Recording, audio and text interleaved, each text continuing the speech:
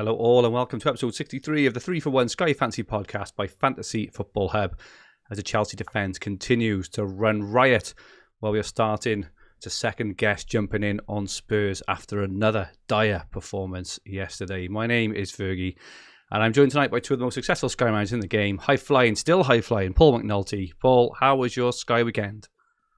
Yeah, it was going terrible yesterday, but Rafinha captain today's brought me back up, so I've only dropped a few places down to 75th.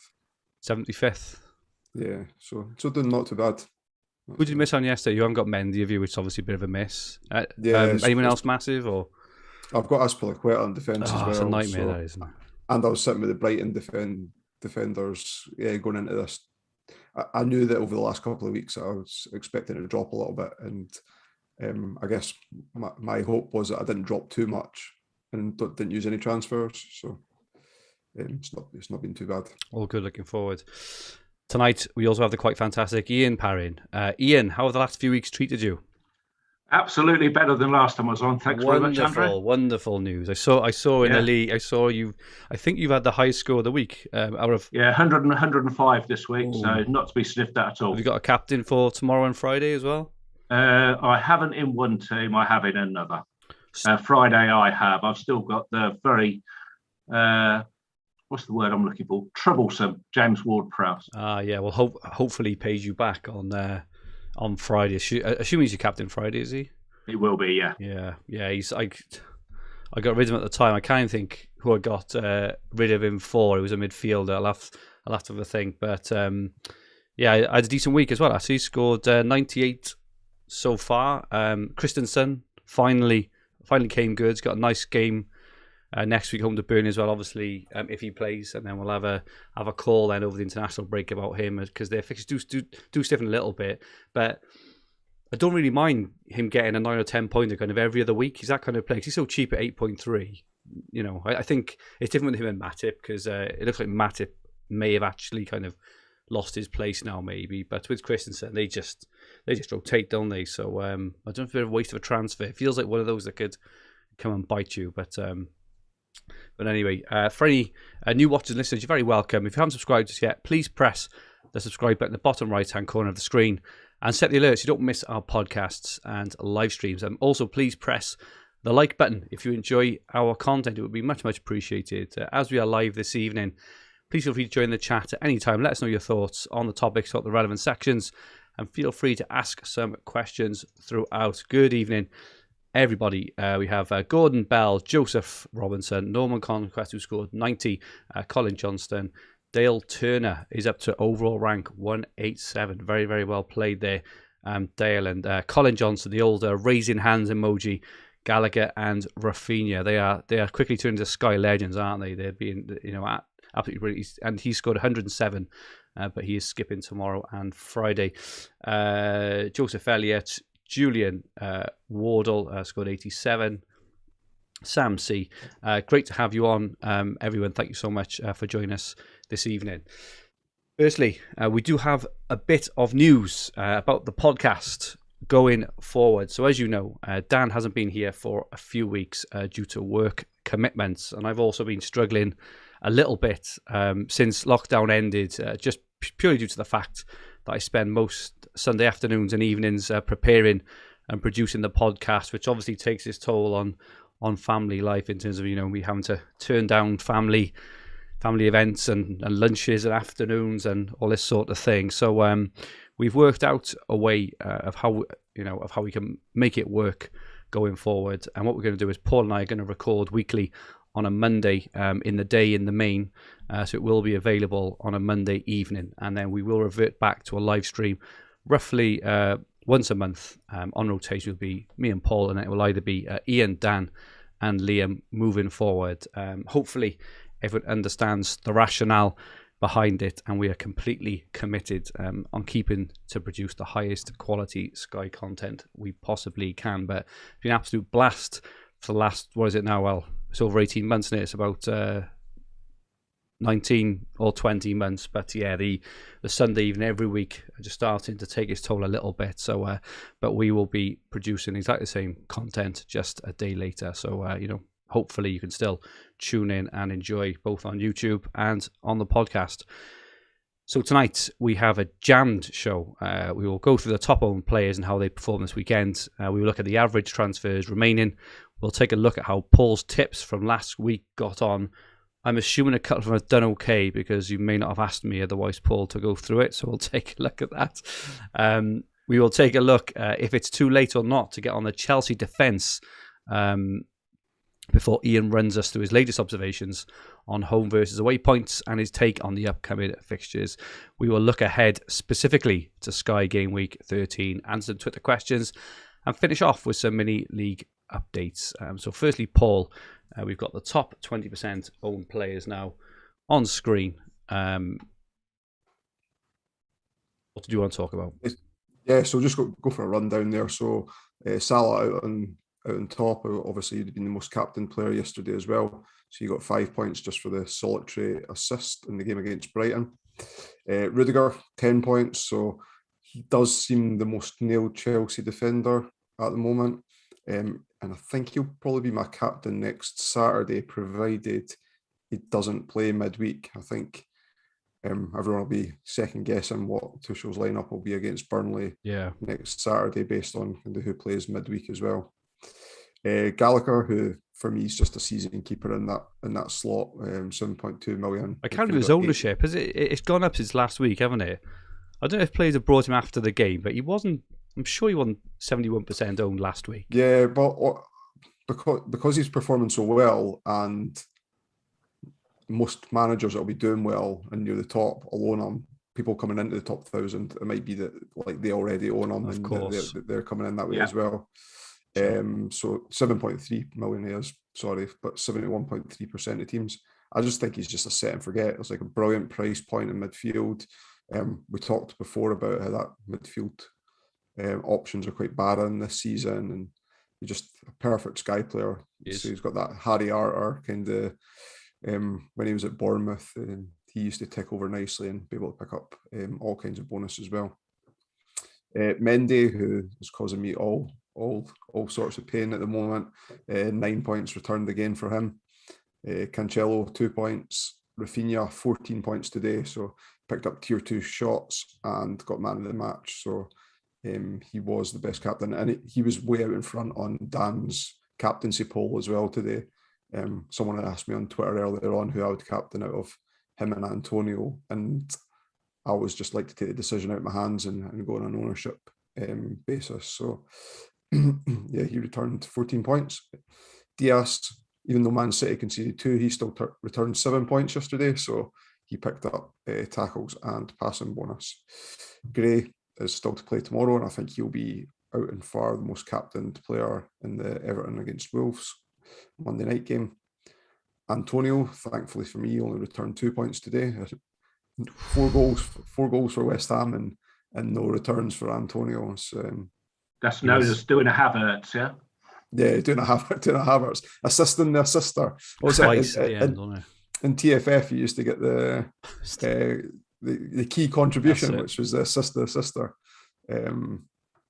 Yeah, so I'm lucky for those that punted on the Antonio captain today. Kane, 2 points, absolutely anonymous against Man United. And with the kind of talks ongoing just now that Nuno might be getting sacked, hopefully someone comes in with, if he is replaced, someone comes in with more attacking impetus, because I'm a Kane owner and I would be holding through to that kind of 4-week run where their fixtures are fantastic. Tielemans only returned 2 points yesterday. He was unlucky as well. He was unlucky. He put some really good crosses. Vardy missed an easy header, didn't he? Yeah, I think he had FPL 2 big chances created, I think it was. Yeah. Benrahma, 5 points, so he got a single assist from, again, could have had a haul. If you look at West Ham scoring 4 goals, and of the 8 potential contributions, Benrahma picks up 1 and Antonio doesn't pick up any. It's crazy. Aubameyang picked up shots bonus, so he got 4 points. So those that still haven't come off him from that double captaincy day, they've got nice fixtures coming up still. Watford and Newcastle in the next 3. Van Dijk, 4 points. Livramento, who was one of my 5 picks last week. I didn't think I'd seen him in a lot of teams, and he is someone that I'm definitely looking at to bring in if I go down the route of having 3 big hitters up front for that Christmas period. Yeah. So I don't need to sit and do transfers between Salah and kind of Ronaldo, because Man United's got a really nice fixture run as well. So he would be a budget enabler in there. Chilwell, 7 points. Havertz, 5 points, just a single assist for him. Saz to play tomorrow night. I think he'll probably be the second most captained player. Christensen, 10 points. So those that held on to Christensen, like yourself, Fergi, were rewarded. And then Azpilicueta, who I own, and is becoming a bit problematic as well. He's got he didn't appear at all, so no points for him. I don't know if it's good or bad, but 10 out of my 11 are in that top 11 in terms of the list. I've got 10 of them plus Christensen, and the one I want is the other one in the list in the 11, which is quite interesting, which I suppose is good in terms of, having the form players, having the players that everyone wants. But Livramento. It's always been Sorry, Andrew. It's always been an ownership game, this one, hasn't it? Oh, massively, yeah. But yeah, I haven't moved onto those players because of ownership at all. It's just so happens. No, but because they're doing well, the ownership goes up. Exactly. Been a bit lucky, I think, with Christensen and Tielemans. That was just a thing of he'll just be okay all season, but he's actually having the season of his life, isn't he? And same with Gallagher. I was on the wrong side of that coin. I had James Ward-Prowse. I had him as well, but I shipped him out. Yeah, I can't think what I shipped him out for. It's annoying me, that is. But no, interesting stuff there. Just question in the chat around Laporte. So I believe it's only a 1-game ban for Laporte because it wasn't violent conduct. Seems to be a lot of people thinking that Stones is going to come in and take the place. Do either of you guys think that, or do you just think he'll just go back to Laporte? I can't see it personally. Do either of you guys think I think he'll be back in. Yeah. Same. What about you, Paul? I think Stones will be back in as well, and I think you'll see. Interesting move for those that have got Laporte. One that I'm considering is a 4 for none. It'll be on Jimenez tomorrow. Oh, interesting. With the captaincy, is it? Captaincy, yeah. And then you get the game next weekend that Laporte would have missed. And they play on the Saturday when Man City play on the Sunday after the international break. Superb. Thank you for that, Ian. And the other question is in the chat. So both John and a couple of others have been asking about what to do with Matip. It's a tough one because it looks like Konate. He started the last 2, haven't he? They kept a clean sheet in the first game he played. They didn't yesterday. He thought Brighton played well, actually, against them. Do you think Matip has got any chance of getting his place back, or do you think it's just time to move him on for Livramento, or someone of that ilk? What do you think, Paul? I'd probably keep him. Liverpool didn't look great defensively, particularly the second half yesterday. So, and I remember seeing some comments on Twitter, like some Liverpool fans thinking that Matip had been playing better than Van Dijk had this season up until he was dropped. So I would probably keep him till 1 week till international break now. Reassess. Plenty of time to have a think about it. What do you think, Ian, on Matip? Would you be getting rid, or would you just hold on for a bit?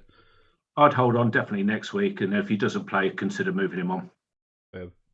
Okay, let's have a look at the average transfers remaining. So again, this is a couple of days old now. I don't think there's masses have changed of it in this last few days in terms of injuries or having to have a captain. So this may be reasonably still true, but top 5,000 average transfers remaining is 27, top 1,000 27.1, top 100 21.9, and top 10 is 12. And I saw that Brownie had put his comparison again, Paul, and roughly the same in terms of an average of 4 more U's over the top few positions there. So if you're 30 plus and you've got a decent rank, then you're in a very, very good spot. Keep your cool and keep playing as you're playing. It's so easy, isn't it, to get.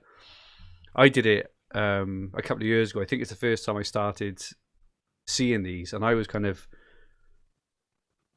well above the average, but because I was well above the average, I kept using it then as an excuse to go for kind of luxury transfers. Like, oh, I'm above the average anyway.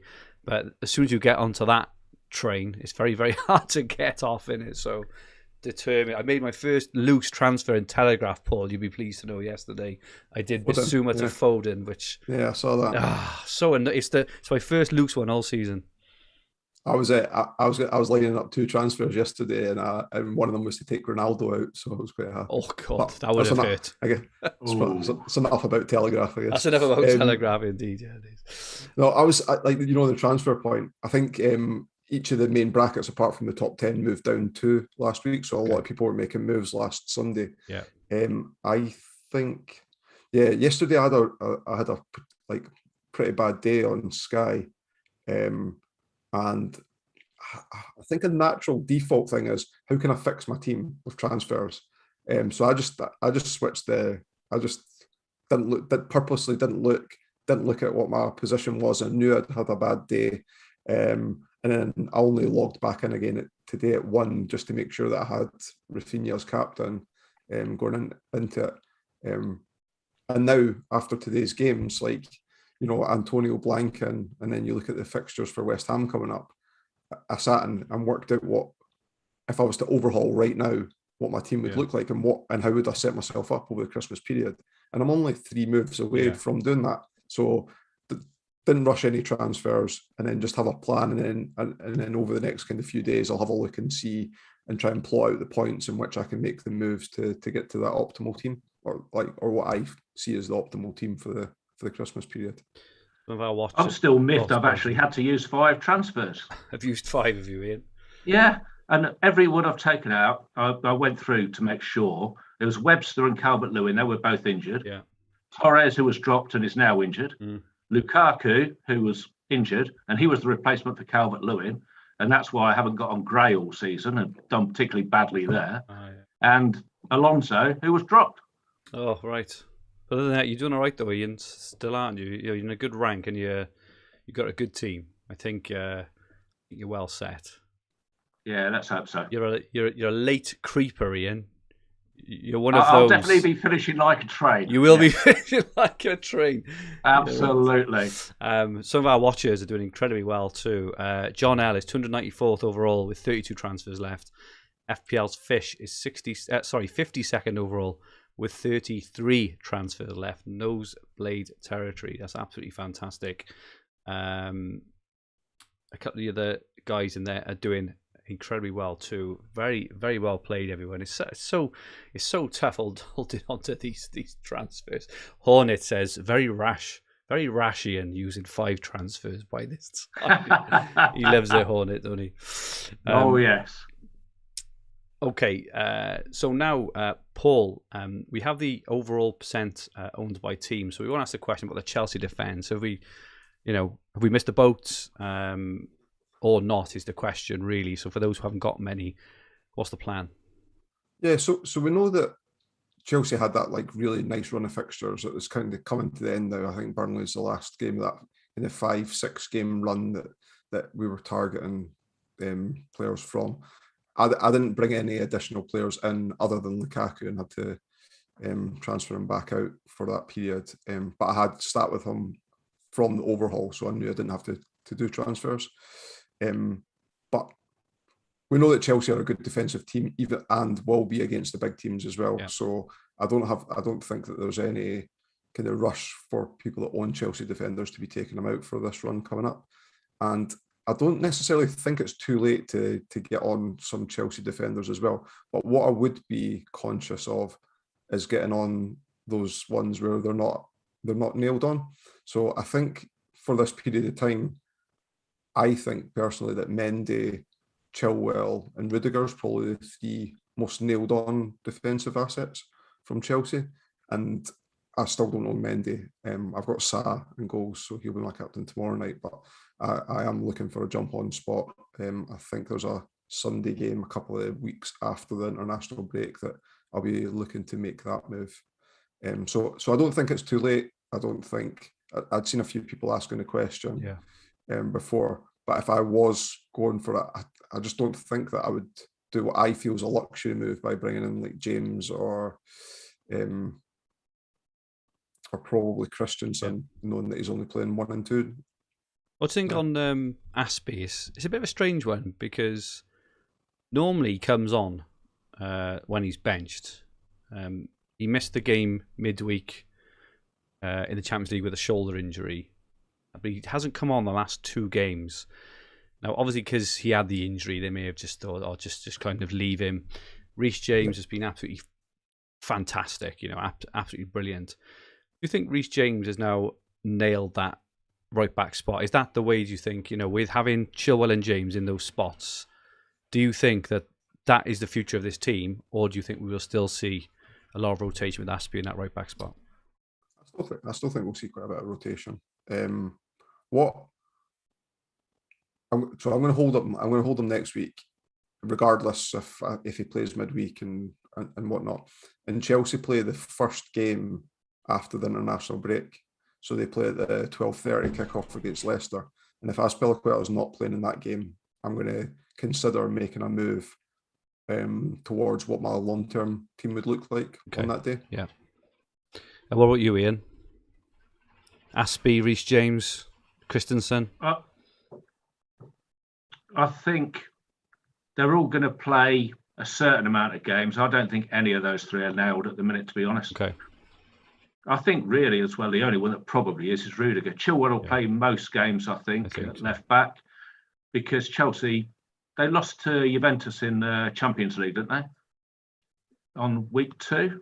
So they're going to need to play a decent side to make sure they at least qualify in that. So if Tuchel thinks Chilwell's needed in 2 of those games after the international break, then you could see Alonso back in for 2 or 3 of the Premier League games. Difficult to say, I'd say. And at the minute, it's harder to guess that than it is to guess City side. It is. And we never thought we'd say that, did we? No, you're right. Apologies if there's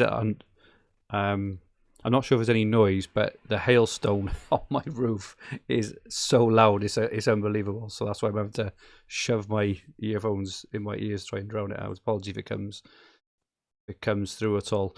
Yeah, just to show, on this graphic at the moment, Chelsea. So this includes all the goalkeepers and defenders. 202% effective ownership. So if you've only got 2 Chelsea defensive or keeper assets, you're not really gaining anything. You need that third to make a gain at the moment if you think they can happen. But as we talked about, it's very, very difficult to choose the 3. I agree with you, Paul, completely on Mendy and Rudiger. I think Chilwell will play the majority.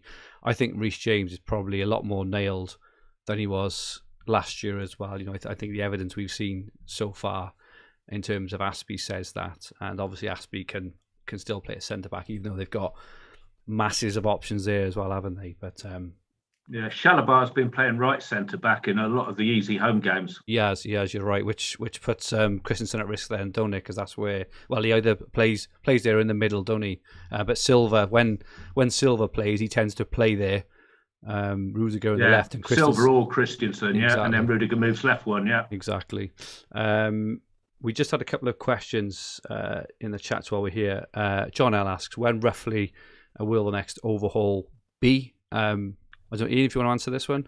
Yeah, at the end of January, early February, there's an international break for every continental section apart from Europe to catch up with the World Cup qualifiers. Yeah. So I'm fairly sure it'll be in that break. The only thing that might change that is if they move the Club World Cup. Yeah. I would say watch this space. And in terms of the Club World Cup, which is the next question we had off Joseph Elliott. Postponed from Japan.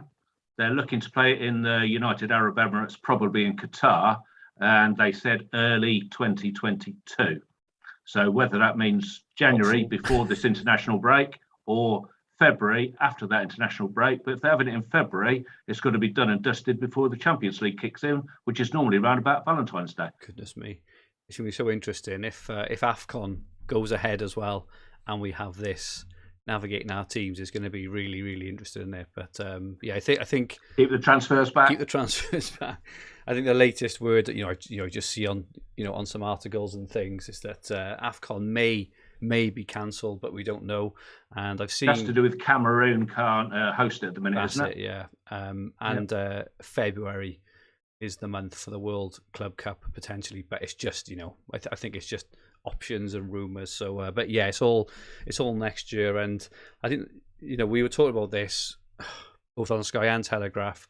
I just think it's way too far out to even consider thinking about it yet in terms of actively putting plans into our teams, because we're going to miss a whole load of points if we try and start to be a bit too clever, aren't we? Especially when it comes to Chelsea. So we'll just leave those. Okay.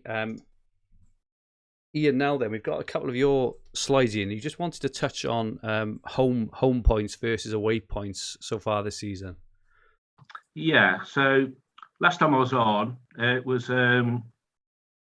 questioned as to whether the fans being back and the atmosphere and everything was going to improve home performance. Yeah. So I thought I'd have a quick look and see whether there's any facts to back it up or not. So I first looked at the Premier League table and I split it up into home and away. And one thing to notice, that the teams at the top are doing as well at home as they are away. So Chelsea, they've scored 26 goals. They've only let in 3. They've scored 16 at home and 10 away, let in 2 at home and let in 2 away. Liverpool, they've scored 29 goals and let in 8. They've scored 10 at home. They've scored 19 away. They've let in 5 at home and 3 away. And then Man City, they've scored 20 goals and let in 6, 12 at home, let in 2, 8 at home and let in 4. 8 away and let in 4.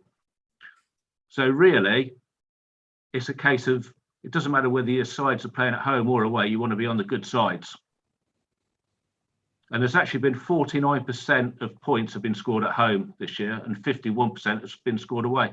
So it's still as close as it was last year round, really. Sky points in, you mean, sorry, yeah? This is Premier League points. Premier League points, apologies. Okay. Yeah. So on the graph we've got then, so we've got the top 25 players by total point. You can see Salah scored most of his away, haven't he? He has, yeah. So he's the top scorer by far, 120 odd, and he scored only 38% of those at home. And that's probably to do with the fact that Liverpool gave Watford a darn good hiding away from home. And just looking actually in terms of splitting strikers, midfielders, defenders and keepers, it seems that Salah, top in terms of forwards, and Gallagher top in terms of mids have both scored their points away. Tielemans mids away as well. But other than that, it does look kind of reasonably split. The kind of one or two which stands out to me, the Cancelo at home and Van Dijk at home, they definitely stand out, don't they? They do. And the ones in the forwards that stood out for me, Aubameyang was one. He was definitely at home, 82%. Wow. And Ronaldo, 70%. And you've got Mane, nearly 60%. And I think Heung-min Son was one. 63% for home.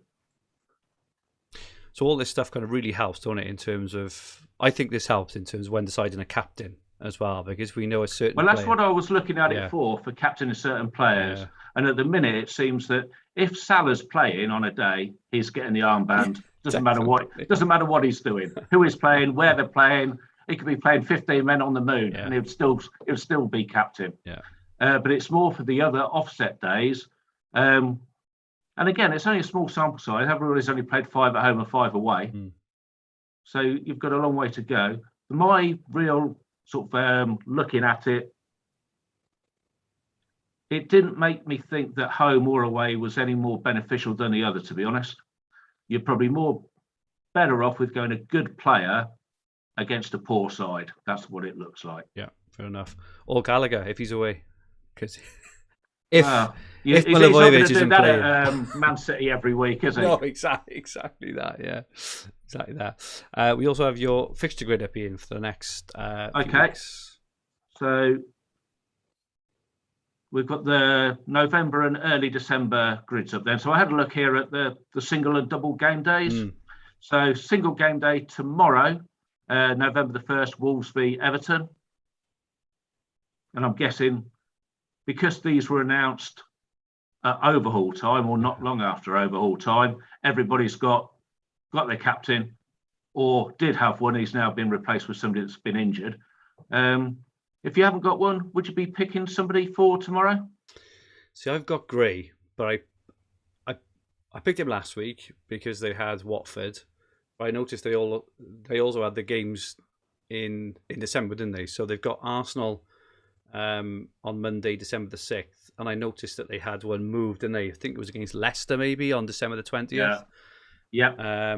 So, well, I was going to ask the same question really, because Gray is a bit of an underwhelming pick moving forward. I think even between now and December the 6th, would you keep him for that time? I'm assuming you would, Ian, because you're quite transfer averse, aren't you? If I had Gray, I would probably be keeping him up till the Arsenal game. If I didn't have anybody, I'd be dubious about bringing somebody in just for tomorrow. Yeah, it's not very exciting, is it? The game, it's quite hard to call, I think. I'd probably say Wolves, if anyone, the way that both teams have been playing. But yeah, I'd fancy a 1-0 Wolves. Yeah. Paul, you've got Sarr, I think, haven't you, tomorrow? Would you? You'll be all right then, Paul. Yeah, you will. He'll concede in the 93rd minute. That's a guarantee. Hopefully to Damari Gray. If you didn't have a player, would you make a transfer?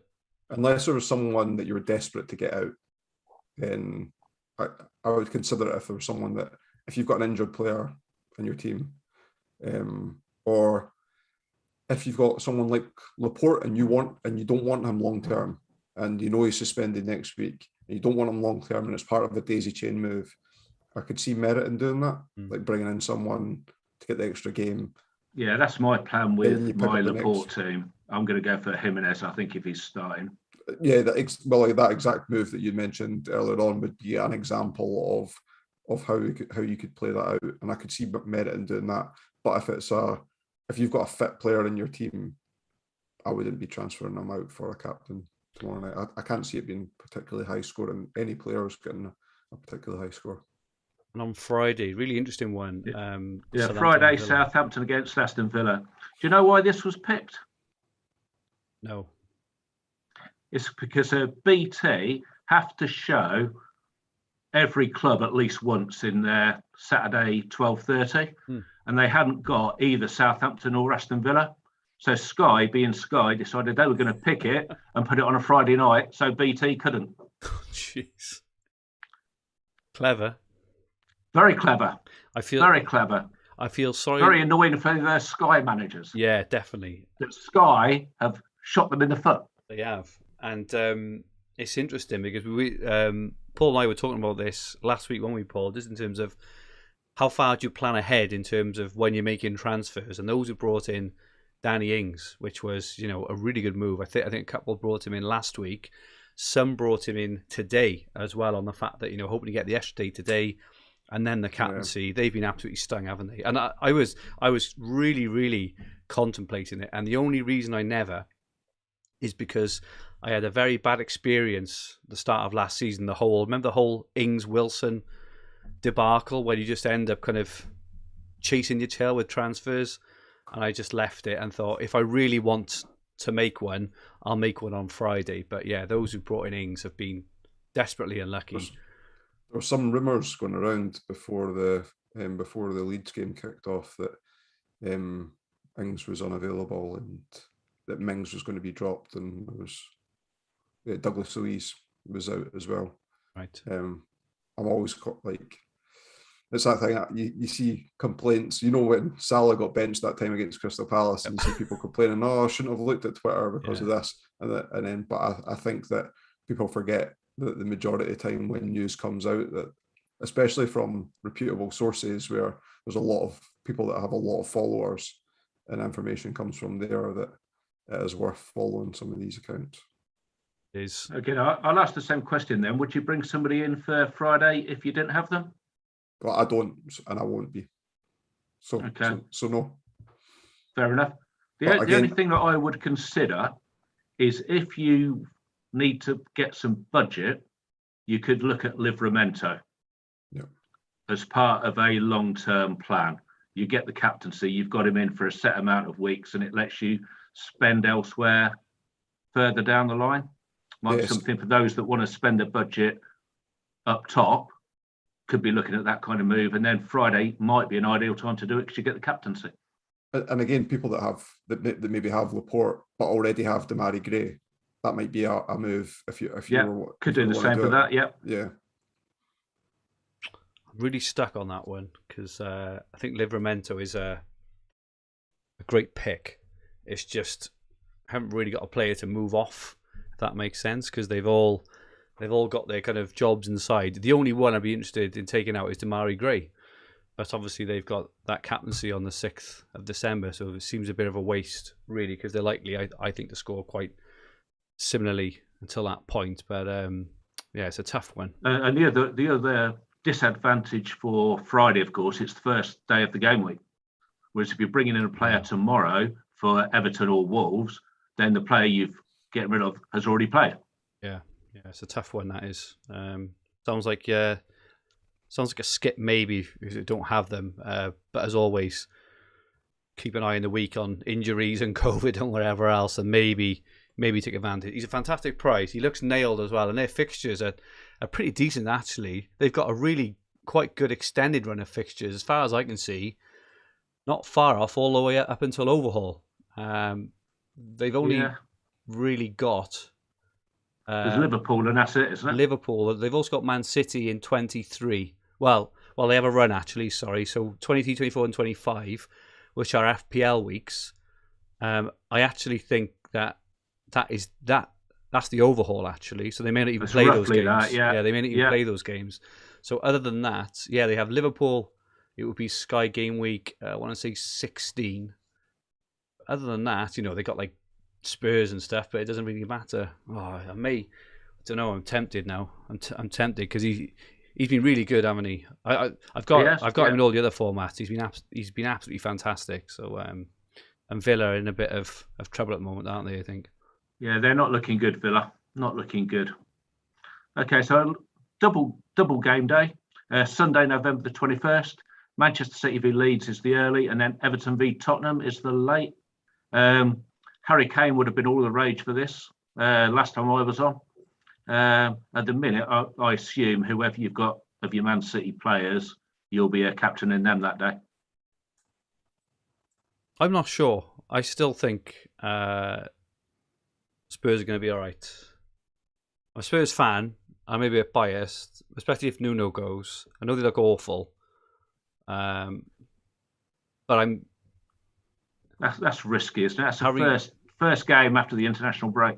Yeah, Harry Kane. He's one of these players, isn't he? In Sky, he's one of very few players, in the Premier League who's got the caliber to score a hat trick. And I don't mean he'll score a hat trick in this game, but he's got the caliber to be really, really dangerous. And I also think it's potentially an opportunity because it's not just Leeds they got, right? They got Leeds, Burnley, Brentford, and Norwich. They got a superb run of games.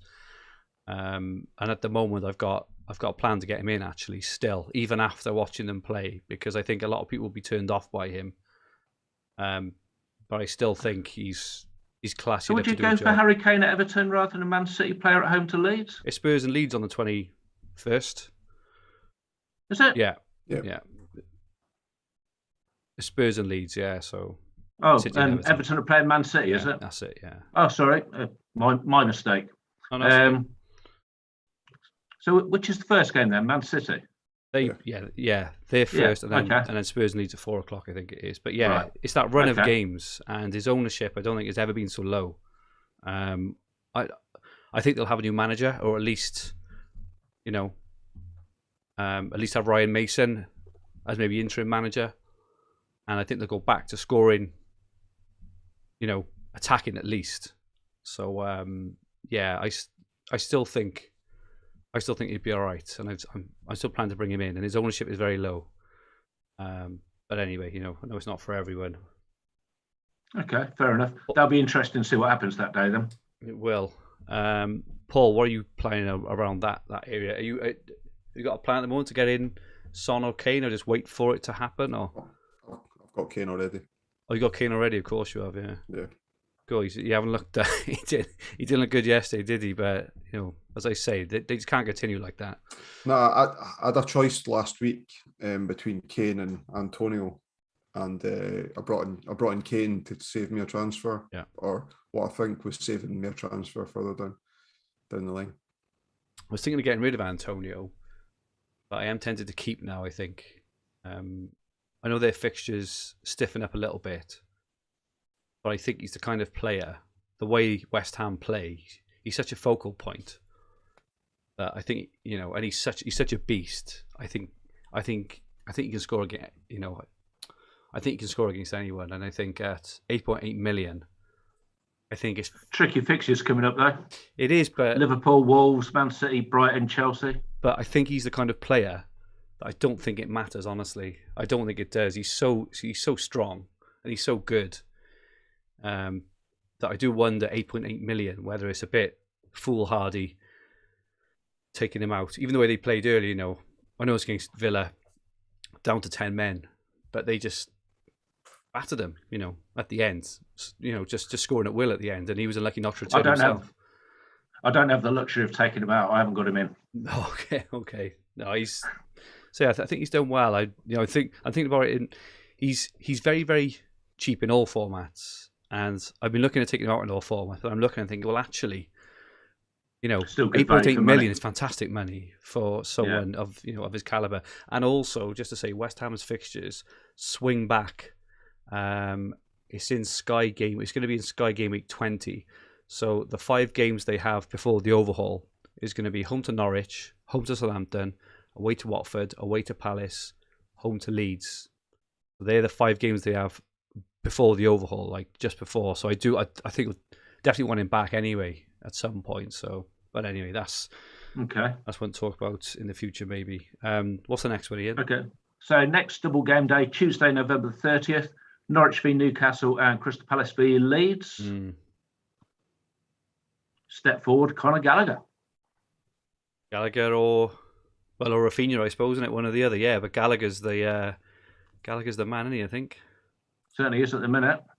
Any interest in Newcastle players, Ian? Just looking at their run of games. Is Callum Wilson back? Let me stop you there. Is Callum Wilson back on the menu? They've got Brentford, Norwich, and Burnley at home on the trot. One after the they've got 3 and 4.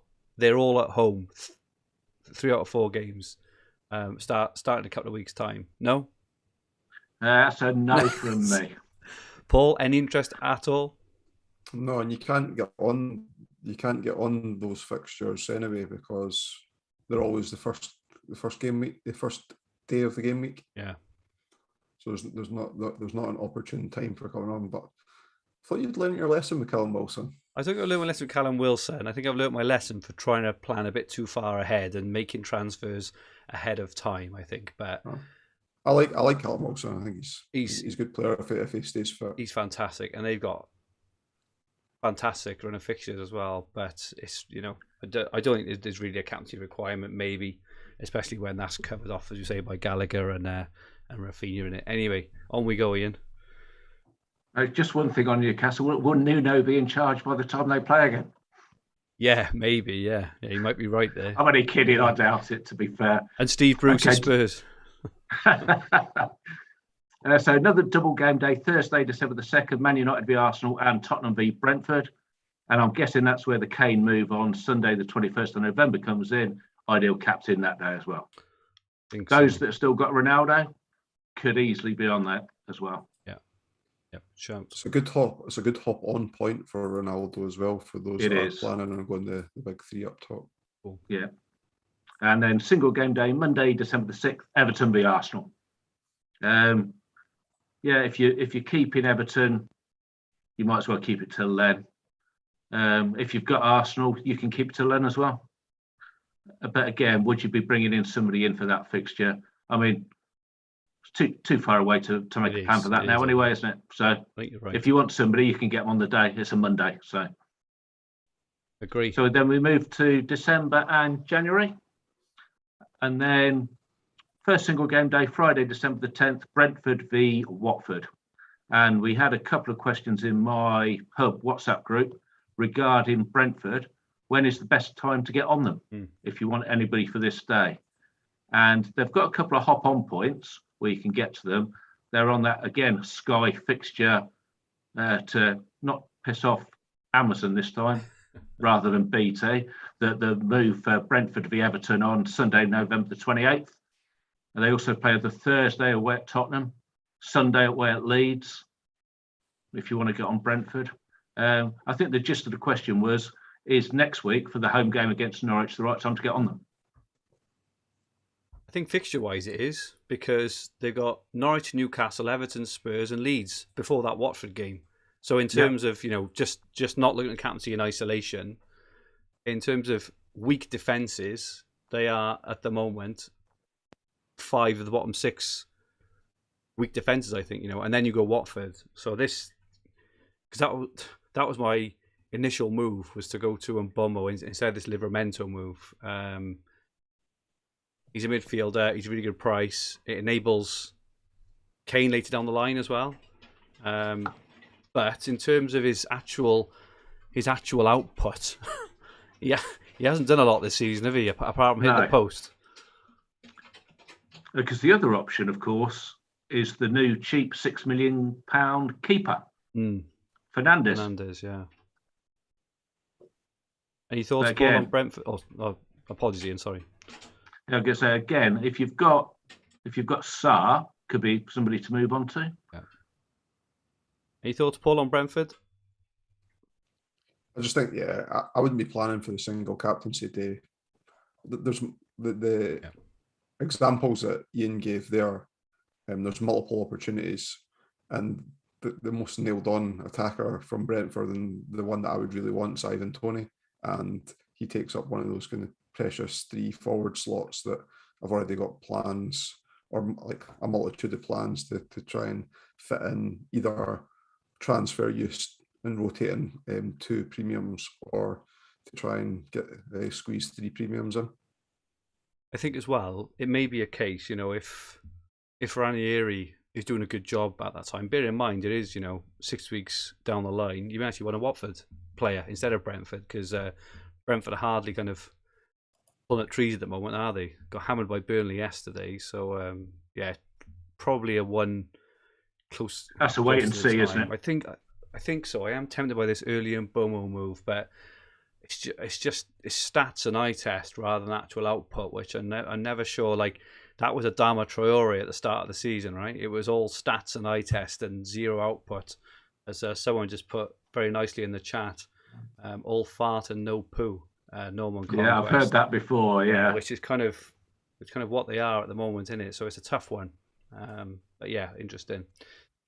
Okay, single game day then. Monday, December the 27th. So these are the Christmas fixtures. Newcastle v Man United.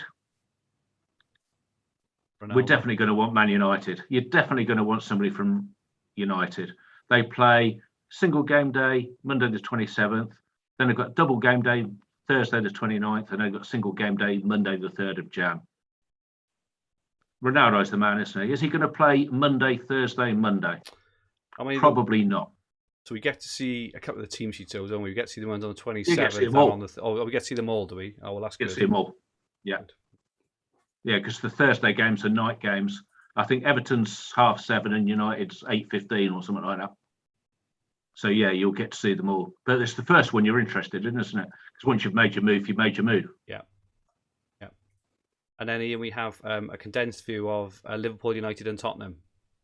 Yeah, I've seen and heard a lot of chat about manoeuvring between Liverpool, United and Tottenham, or more pertinently, Salah, Ronaldo and Kane. So I had a look and seen where we were through December and the first week of January.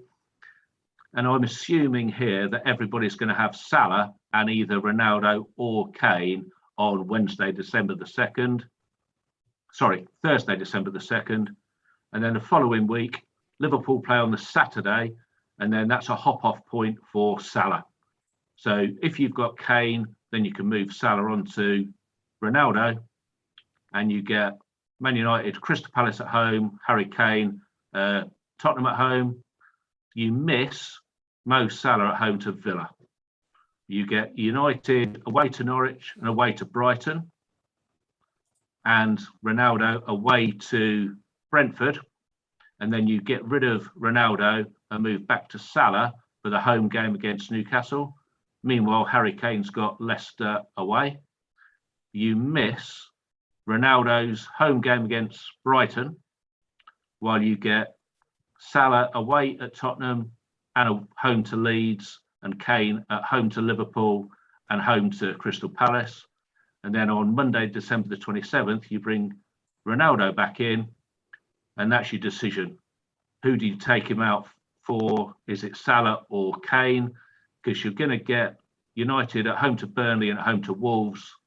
You're going to miss either Salah at Leicester or at Chelsea, or Kane at Southampton and at Watford.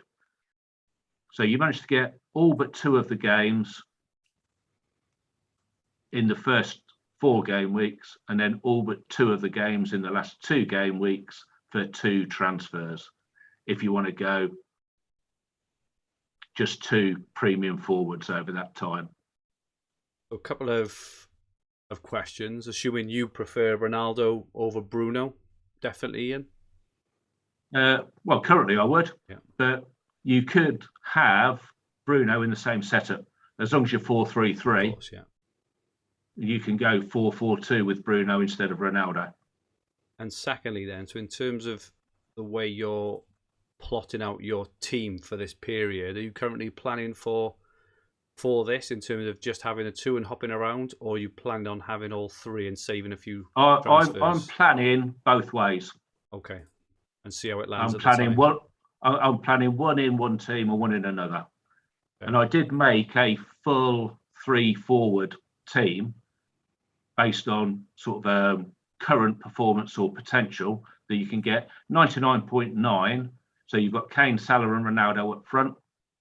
Midfield of Tielemans, Rice and Gallagher. Back 4, Cancelo, Azpilicueta, Rudiger and Webster. And Fernandes of Brentford in goal. That's 99.9 million. Nice. And Declan Rice, I think we've got a couple of questions about him. He looks good shout at the moment, doesn't he? He looks the bee's knees at the minute, doesn't he, to be fair? Knees. And Paul, what's your thing at the moment, on these premiums over Christmas? What are you kind of planning towards? My current loose plan is to have 3 premiums. I think it's possible with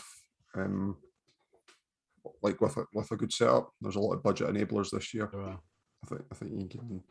think I can get there in 3 moves just by moving some money around. So yeah, I've got a loose plan.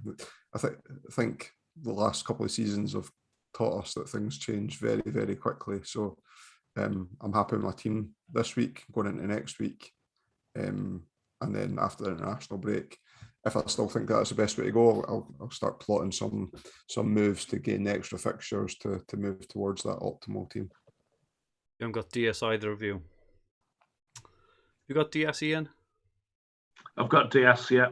Yeah, I've got him. He seems to be a bit of a cash cow. We kind of mentioned it last week, didn't we, in terms of being able to move on to that 3rd striker. It's kind of tough, but no, I agree. I think there's so much value. I need to do a plan this week. So I haven't really planned it out yet. I'd only kind of planned out up until the end of November. But it may be a decision which will help me whether I bring in Livramento on Friday or not, just to free up a bit of budget, obviously, because you could save a couple of million there, can't we, in terms of that. Yeah, interesting stuff. Thank you so much for that, Ian. It's so helpful, as usual. Really, really good stuff. Okay, let's have a look then specifically at game week 13, which is next week. Obviously, firstly, Monday, we've got Wolves and Everton, Southampton Villa. We've talked about them already, so we won't talk about them. On Saturday, we've got Man United v Man City, which we see the lineup for. We then got Brentford, Norwich, Chelsea, Burnley, Palace, Wolves, Brighton and Newcastle. On Sunday the 7th, we get to see the lineups for 3 games. Arsenal, Watford, Everton, Spurs and Leeds, Leicester. and then West Ham and Liverpool on the Sunday. So first on the Saturday, Paul, what are your thoughts on captaincy and any potential transfer opportunities? If Rudiger's doesn't play midweek, I'll definitely captain Rudiger. If he does play midweek, I don't own Mendy, but if I owned Mendy and Rudiger, I captain Mendy, I think. If Rudiger plays midweek, it's either Cancelo or Dunk for me. I'm not really sure. I guess the transfer opportunities is moving off the Villa player. But what I'd be tempted, like if you owned a Villa or a Southampton player, I'd be keeping Livramento. It was more Ward-Prowse or a Villa attacker. But I think that I would wait until after the international break, let them play their game. Villa's at home to Brighton, Southampton's away to Norwich, both play on the Saturday. That I would then use that as my hop-off point and pick up somebody for the Sunday, I think. So I wouldn't be making any transfers this week, even if you wanted rid of the Villa player or the Southampton player that wasn't Livramento. And Ian, what about you? Oh, I think Ian is temporarily frozen. Think I'm the same. I was tempted by Mbomo, like I say, for their run, which is really, really nice. Oh, Ian, you're back. Ian, we lost you for a minute then.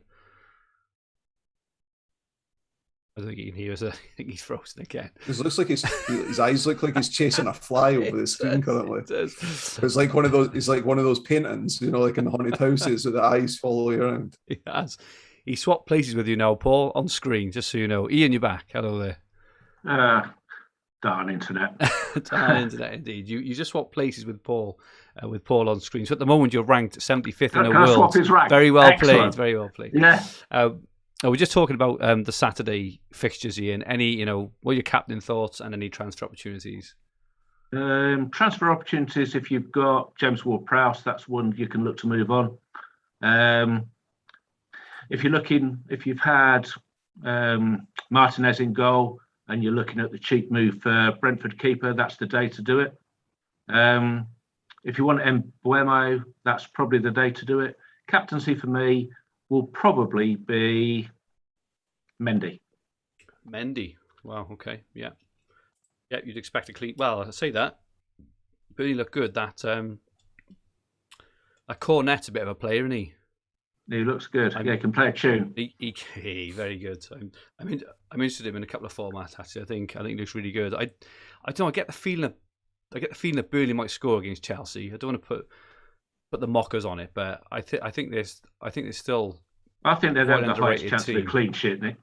Highest chance of a clean sheet next weekend must be Chelsea. Yeah, no, that's fair. Maybe Brighton. I don't know. Do you know they're even money for a clean sheet against Newcastle at the weekend? Oh, wow, blimey. Ridiculous price. That is. And on Sunday then, Salah, captain, I'm guessing across the board, the way he's playing, he's just so... Oh, yeah. Well, I think he's 99.9% owned now in the top. Yeah, who is that one? Who is that one? Yeah. They've done well to get there. Any transfer opportunities? I got to say, like, Arsenal... I took Ben White out last week, yesterday, which I'm quite disappointed about. I'm trying to think what I took him out for. I took him out for Damari Gray, actually, so I can't moan because I have got some points last week and the captaincy tomorrow. But Arsenal, they have 2 of the next 3 at home against Watford and Newcastle, I think. So, as Paul mentioned last week, holding on to Aubameyang may not be the worst thing because they've got some really nice fixtures. Anything else on that day at all in terms of opportunities or anything? I won't be making a move last day before an international break. No, we've all got Salah. Give him the armband. I need to do some thinking on Livramento and Mbomo. I need to do some planning this week because they would be 2. Get the spreadsheet out, Andrew. I will.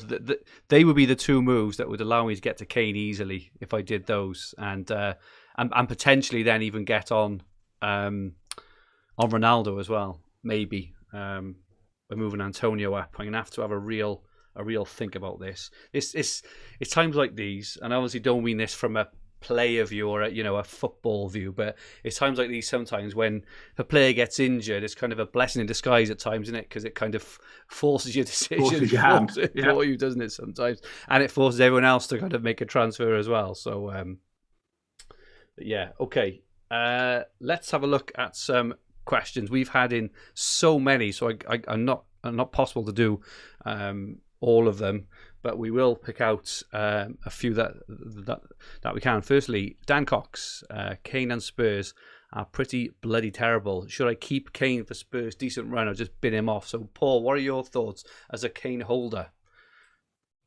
Back to Ian's point, there's 1 week left before the international break. Nuno might be getting sacked today. There might be some more attacking interests from them. I'm happy holding. I own and I've got no thoughts about transferring him out. I think I'll be bringing him in, like regardless. As I say, something's going to have to change, and he's just too good to, keep blanking, and he's a special player in Sky. Ian, are you currently any thoughts of getting on to Kane or not? My current plan is to bring him in for that Leeds game. Yeah, that's the current plan. But we'll wait and see what happens at the time, I think. It is. I mean, they have been absolutely horrific, haven't they? They have. But as I say, they've got so much quality going forward that I think it's only a matter of time, personally. And the fixtures are as good as they can get. Yeah, fixtures spring form, I guess, don't they? They do, exactly. Tom Sky FF, any suggestions for who to move Everton assets onto? He put this 5 hours ago. I think I'm feeling a nice, easy move to Lewis Dunk. And then he put 4 hours later, I think I'm going to do Declan Rice on second thoughts. So he clearly watched the West Ham game and saw Declan Rice absolutely dominate everything. I think he ended up with like a 20-pointer or something, Rice. Any thoughts on that kind of bracket there? I'm interested in Dunk as well. He's got a really nice run. I know you've got him sat there nice and tidy, haven't you, Paul? Just like racking you points in every week. Dunk, Rice, anything else in that bracket, or would you just concentrate on captaincy for transfers now? I'd pick Dunk out of the two of those. I've not got that love for getting Declan Rice in. It's not. He's obviously picking up points. And that's the whole point of the game. I just don't feel it's. I don't feel it's I'm missing out. Like I missed out on Aaron Ramsey or Yaya Toure in past time, thinking, they play in a kind of two in midfield, and I feel like I'm missing out the points there. I don't have that same thought. I think he's going for a run just now, like Soychik went through last season for West Ham, and it's one of those ones that I feel isn't sustainable. Whereas for Brighton, Lewis Dunk starts on 5 points every game. Yeah, and he's not scored this season, but he is going to get, two or three goals a season as well. I'd personally go Dunk. But Ian, we've got some questions about the single game days. We just want some one-word answers on these. Okay. So this is for Ben from at Dream Team Tonic. Need a captain for Monday. Hwang, Townsend, or would you say to skip? Out of those two, skip. And then also Friday, Ward-Prowse, Livramento, or Watkins? Livramento, long-term plan. Perfect. Thank you so much for that. Dales was asking about the World Club Championships. I won't worry about that. That is going to be a long way off. And Richie Jenkins, who was flying, writing this before this afternoon's games, is it time to move Antonio on for the next few weeks? Thinking of bringing in Jimenez for a 2-for-1, and then I have Aspie issue, keep or hold. I think it's probably a bit too early for 2-for-1s. I think personally, and in terms of Antonio, Ian, in any rush? I know you haven't got Antonio, but if you were, I haven't got him. Would you be any rush to get off him if you had him? Probably not. No. Paul. I wouldn't be moving for like a Wolves asset or anything like that, I'd be holding him. And then if you really wanted rid of him, maybe moving on to a Man City or Spurs player on Sunday the 21st. Yeah. And then Aspie. So what are your thoughts on Aspie, Paul? Are you gonna? Yeah, I've got him, and I'm gonna hold him this week. And then when first game after the international break, they're away to Leicester on the 12:30 kickoff, and I'll make sure that I have nothing booked in for the hour between 11:30 and 12:30. And if Aspie's benched, I might come up with a plan on the fly to move him on to someone. I actually might move him to Livramento that day. Okay. As part of a long-term strategy to eventually get the three up top, the top big three, big hitters up top. Yeah. We've had some questions off Steve Wright and a couple of others just again around the single days this week. I think the advice generally, unless you're planning on releasing funds or something, is to probably skip, I think, guys, is if you haven't got anyone, it's probably not worth the transfers. I think. Let's put it this way, Andrew. If you haven't got anybody, you've obviously planned not to have anybody. Yeah. I'm tempted on Livramento, as I say, just in terms of not just for the captaincy, but in terms of the fact they've got really good long-term fixtures and it releases a lot of money. I think that's the thing when looking at transfers. You should look at each one in isolation, right? If you don't have the Salah, then it's different, right? Or someone along those lines. But for everyone else, I think you need to obviously think about more than just one thing when you're making a transfer. It needs to be long term, and this one as well, as I say, releasing a lot of budget to move forward. So I'm even tempted. I know it sounds a bit naff, but I am even tempted to come off Damari Gray and just kind of worry about that December the 6th at the time, because it could even be that I really want an Arsenal player regardless instead, because he's the only player I wouldn't mind losing. I think every other player in my team I'd be disappointed to lose. But yeah, I think you've made your own decision there then. Well, it's more thought, I think. It's just, I just like, these things are coming to me as I'm kind of thinking out loud, I suppose, which is why I love doing this podcast, because it really does help me think about all these things. Because it could be, as I say, Arsenal a bet, and what would be worse, right, than holding Gray for all this time, him not even playing that game, is just be a complete and that's a waste, and that does happen, don't we? As we know. Kippy asks, looking to bring Ronaldo in when United's fixtures change, when is the best hop-on point? So I think you mentioned that earlier. Was it this? I want to say the 17th, Ian, or is that right? Yeah, you've got the 2nd of December, right, which is a Thursday. Okay. Or any of the single game days that the later ones. That they've got a Monday game, then a Thursday game, then a Monday game. So depends how many games you wanted for. I would say probably 2nd. It's a Thursday, and then you've got the 5th will be a Sunday, and they play on both of those days. So that's what I would suggest. Thank you so much. Chris Port, is Gallagher a must-have now? Good fixtures, good price, high ownership, and lack of other good midfielders. If you didn't have Gallagher, correct on all 3 points. He is, but if you didn't have him in your side, would you now look to get him in? There is a captaincy opportunity if you don't have Rafinha, isn't there, in a couple of weeks? Month or so, actually. If you didn't have him, would you look to get him in? Paul, can I ask you?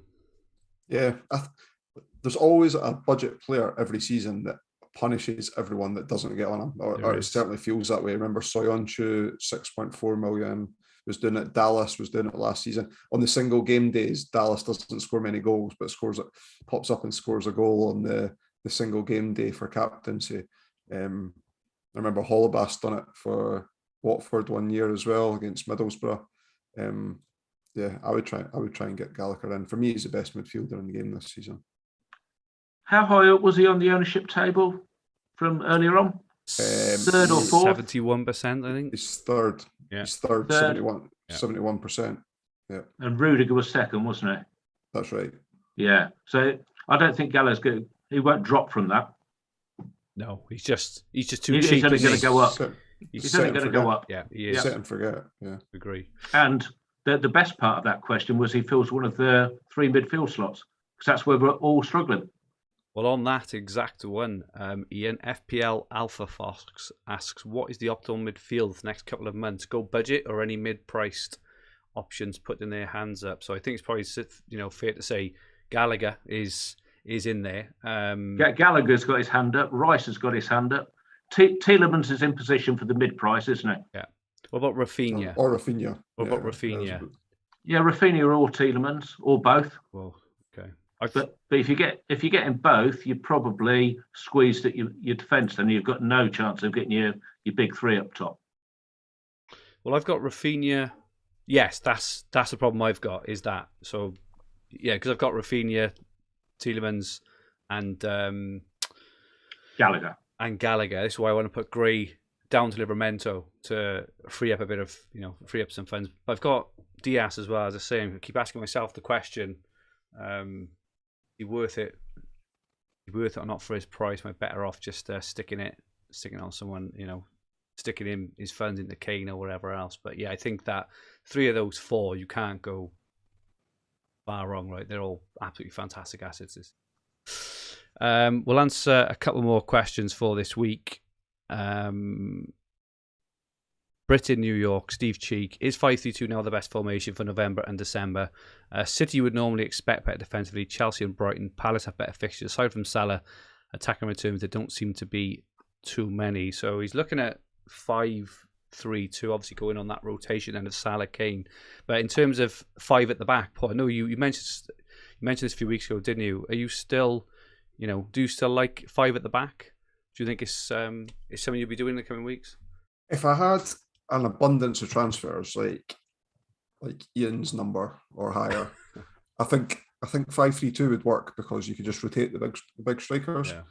And the reason that I want to use minimum transfers over, say, the next 5 or 6 game weeks to get to the optimal solution is I should have captaincy covered for the foreseeable, potentially up until overhaul. So by using only 2 or 3 transfers to get the team that I want and to get rid of a couple of problems that I have, like Azpilicueta, and sort my goalkeeper out, I can do all of that in 3 moves. That sets me up for 3 up top. But if I had an abundance of transfers, then I would possibly set with 5 set and forget defenders, and then use like the plan that Ian had mentioned earlier on. And I think that James on Planet FPL had come up with a plan that was either the same or similar to that, rotating Salah and Ronaldo to optimize it using transfers. Yeah.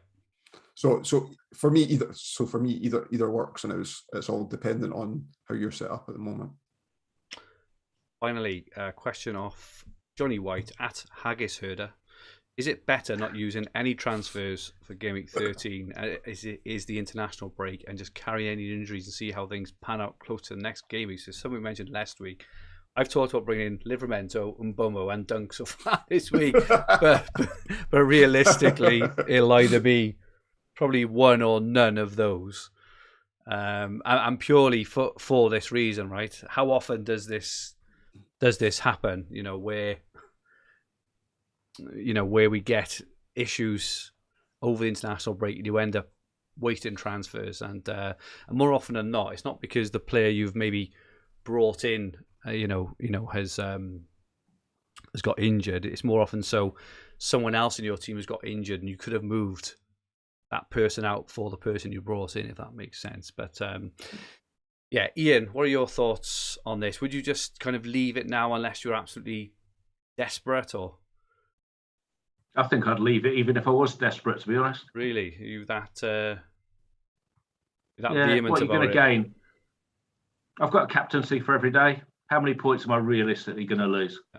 Makes sense. Less than 10? Yeah. How about you, Paul? Yeah, I'd leave it. Unless, as I say, I don't have a captain for Friday's game. If it came out that Azpilicueta was injured and is going to be injured long term, I would maybe make the move to Livramento. There's very few situations in which I would make a transfer next week. Okay, cool. Okay, let's move on then. We have the Fantasy Football Hub £500 mini league, and in 10th place, Adam Billany shot up 27 places. Very well played, Adam. 9th place, Matthew O'Grady. 8th, Clive Fisher jumped up 51 places. Had a hell of a day today. 7th, Liam Stevens. 6th, Billy Fraser. 5th, Ryan West jumped up 23 places. 4th, LC Bishop. 3rd, Gareth Solomon. 2nd, Rob Watson Lang from the Hub. And top, broken the 1,000-point barrier. Very, very well played to John Kerr. Well played, sir. You are currently top of the Fantasy Football Hub Sky £500 League. And onto the Four Nations League. In 10th place, Paul's second team. Paul, what's going on with that team? Are you just having a laugh with it or something, are you? Or? I forgot to change my captain on it last week. So you're just going to leave that one now then, probably? Are you still going to do something with it? Or? Yeah. I think I'm going to make. I think I'll make 2 or 3 transfers after the international break, and then just to see how it goes. Maybe do like a semi-block defence of a team that's not Chelsea to see if I can do something different with it. Okay. In 9th place, Liam's second team. In 8th place, Dan's the special one team. 7th, Liam's first team. 6th, Ian, your second team, I think. In 5th is Dan's first team. And then in 4th, had a good day today, Ian. So this was your 105-point team up to 900 points. Very well played. My teams have finally split from points. So my second team is 3rd on 925. My first team is 2nd on 937, and Paul still leads the way. I think that's 39 points. I've caught you up a little bit, Paul. Caught you up by about 20 odd points there, I think. I think you were streaking clear in 60th place, but I think Christensen has had something to say about that. It's amazing how these little 50-50s between Christensen and Aspie, how they kind of roll around, don't they, and kind of go from one to the other. It's unbelievable often that happens, but Paul top, 976 points. Very, very well played, Paul. Currently top, and currently the trophy for the Four Nations League will be on its way to Hibernian if it gets there in one piece. After Dan's bashing it about, Liam bashing it about, and it's got to get through the Scottish Post as well there, haven't it? That's it from us for this week. I just want to remind everyone, if you weren't here at the start, we do have a bit of news about the podcast going forward. As you know, Dan hasn't been here for a few weeks due to work commitments, and I've been struggling a little with this slot since lockdown ended, just purely due to the fact that I spend most of my Sunday afternoons and evenings preparing and producing the podcast, which obviously takes its toll on family life. I have to not attend family meals and Sunday lunches and all this kind of stuff. So it's finally taking its toll a bit too much. I've been having it in a year for quite a while now. So we've worked out a way of what we're going to do moving it forward. And Paul and I will record weekly on a Monday in the day. So it'll be available to listen and to watch on a Monday evening. And then what we will do, we'll try and do a live stream once a month on a Sunday. It'll be Paul and I on rotation with Ian, Liam and Dan. Hopefully everyone understands the rationale behind it. And as I say, we are completely committed to keeping on producing the highest quality Sky content we possibly can. So thank you so much for everyone for understanding, and thank you so much for joining us. Every Sunday evening for nearly the past 2 years now. We've had an absolutely fantastic time with you all, and we will continue to try and do this as much as we possibly can. But we will definitely be podding every week. You don't need to worry about that. And as Vonimir says, end of an era.